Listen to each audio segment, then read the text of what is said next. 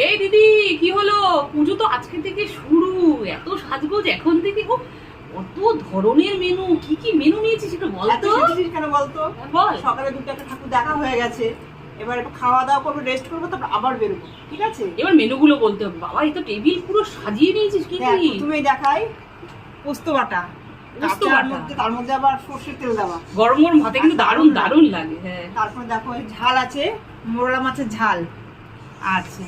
ভাজা দেখো, লম্বা লম্বা করে বেগুন ভাজা, কাঁকরোল ভাজা। ও একটা লঙ্কাও তো নিয়েছিস তো দেখছি। এই হ্যাঁ, যে ঝাল লঙ্কা, এগুলো ভীষণ ঝালি লঙ্কা। আচ্ছা মুগ ডাল করেছি দেখ, লাউ দিয়ে, ধনে পাতা দিয়ে মুগ ডাল। আচ্ছা। ডালের সঙ্গে কিন্তু বেগুন ভাজাটা ব্যাপক লাগবে, ওই দারুণ জন্যই তো লাগবে। ভাজা হ্যাঁ করেছি। হ্যাঁ, তারপরে দেখ এখানে আছে তো পাকাল মাছ করেছি, আলু দিয়ে লাল লাল ঝাল ঝাল ঝাল। ও এখানে চিকেনও তো দেখতে পাচ্ছি। হ্যাঁ, আবার একটু চিকেনও করেছি অল্প করে।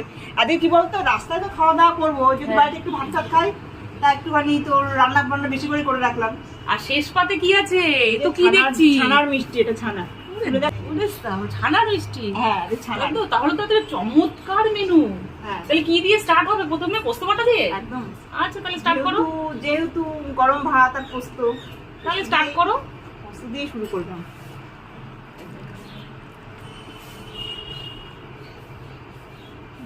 দারুন।